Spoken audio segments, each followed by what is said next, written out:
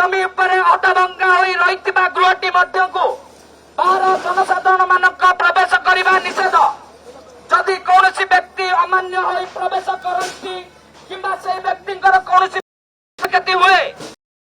सरकार तथा भुवनेश्वर उन्नयन कर्तृपक्ष दायी रहिबा नहीं। आज सेंट्रल एनफोर्समेंट मॉनिटरिंग कमिटी माध्यम बीडीए जे डिपार्टमेंट पुलिस फोर्स एवं बीएमसी मिलित भाव उच्छेद कार्यक्रम करते दिन 12 वर्तमान सुधा उच्छेद कार्य प्रायतः 99% सरी जाइए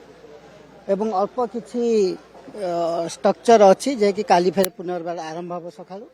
एवं यही उच्छेद सरला या पाचेरी निर्माण करा जाई सरकार जगह सुरक्षित रखा। हाँ आम गोटे बोर्ड मार्चु आ गोटे बोर्ड मरा